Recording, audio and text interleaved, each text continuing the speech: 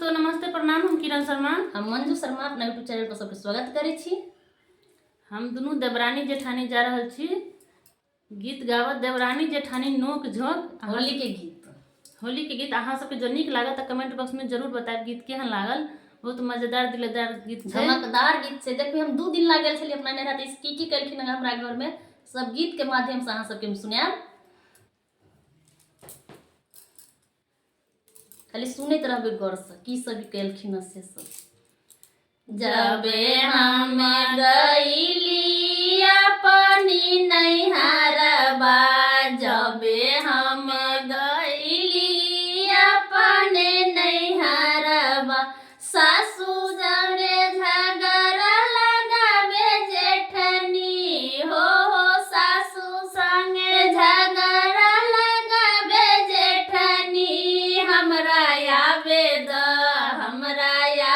द हे जेठनी नैहरबा से, हमरा आवे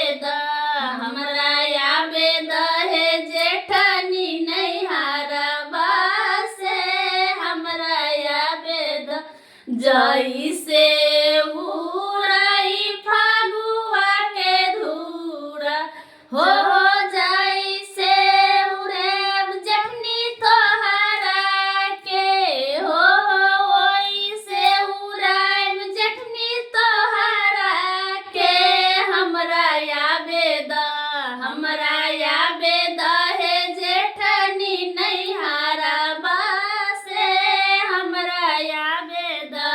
जबे हम गईली अपनी नैहरबा, जबे हम गईली अपनी नैहरबा, सैया जरे लारी चारी करे जेठनी हो, सैया जरे लारी चारी करे जेठनी।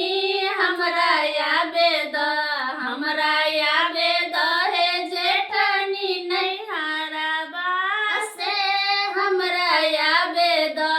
जैसे फूलाई फागुआ के पुआ, जैसे फूलाई फागुआ के पुआ, वैसे फूलाइब जेठनी तोहरा के हो, वैसे फूलाइब जेठनी तोहरा के। हमरा आवे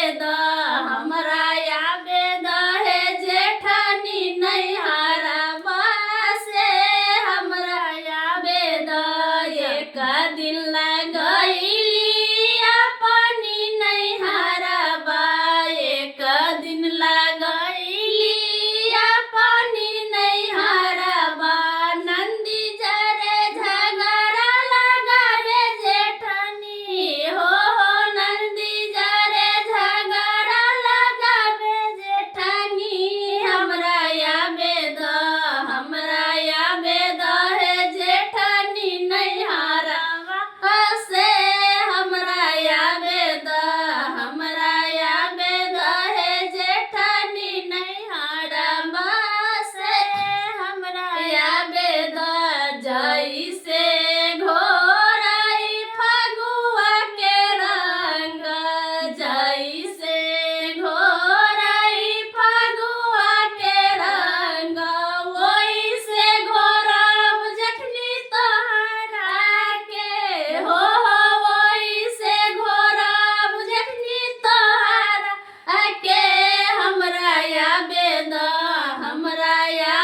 द हे जेठनी नैहरबा से, हमरा आवे द